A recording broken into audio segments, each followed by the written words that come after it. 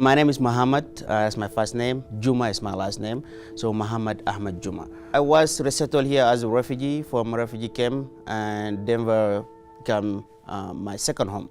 I was born in Sudan, and then the first 10 years, or 12 years of my life in Sudan, war started, and ended up in a refugee camp in Kenya, and that was a whole total different cultural shock, different culture, different people, different language.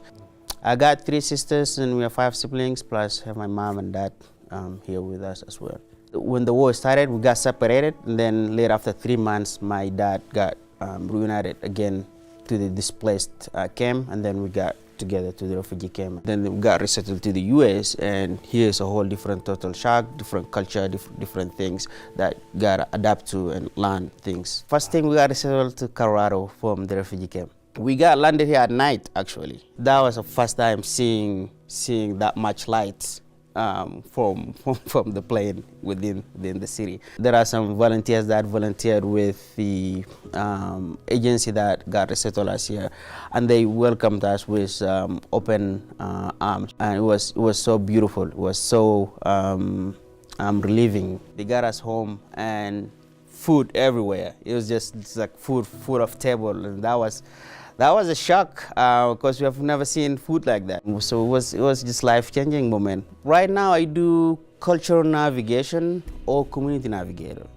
What we do is help our fellow refugees and immigrants as they get resettled here. And we have a lot of people move from different states, comes here because they can get to benefit that can help them, through their day-to-day life or through their life.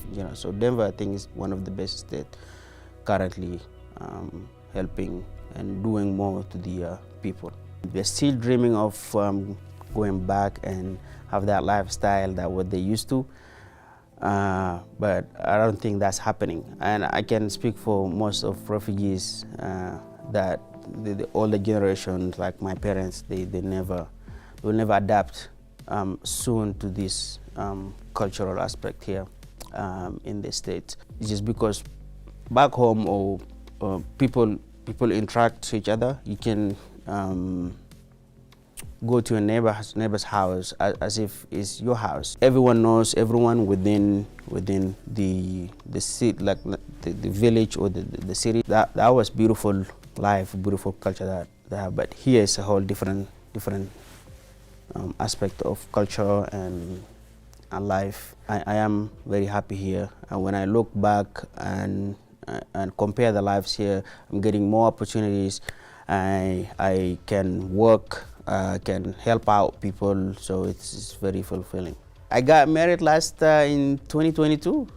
Yeah, thank you. I have a daughter now, and it's just she puts smiles in my face every time. Just get myself smiling when I think of that little human being. It's just so amazing. I do want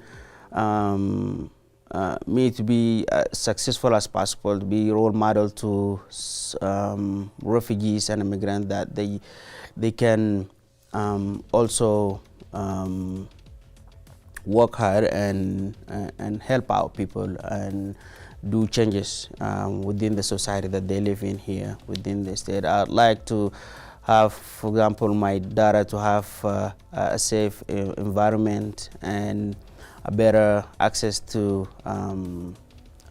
life than what I had. First year is just very tough, and will put people in societal thought, and people will regret life, and all that is just because of the toughness that they come to a new country. Just focus on being patient and just ask around people from your community first, and then you can build up to integrate to the whole society. People here in Colorado are more welcomed.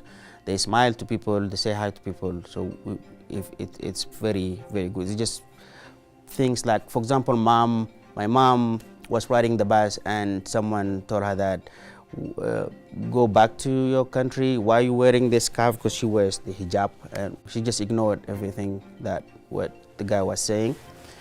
But it's just minor things. It doesn't feel as dangerous as the other places. Yeah. Colorado is very, very good livable state. People thinks that all refugees and immigrants here to take advantage of the taxpayers within the U.S. or within the state of Colorado.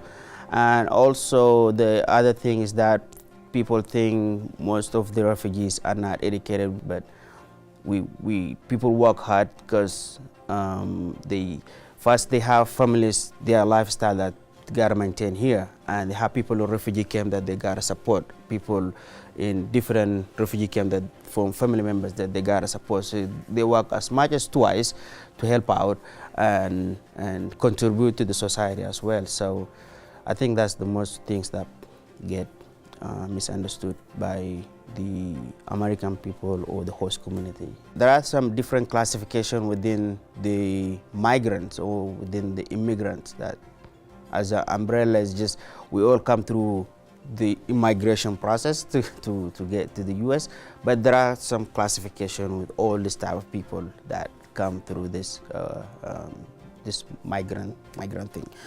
So refugees, people being forced due to war, persecutions within their home country, so they just run to seek for safety. They go to a different country, and then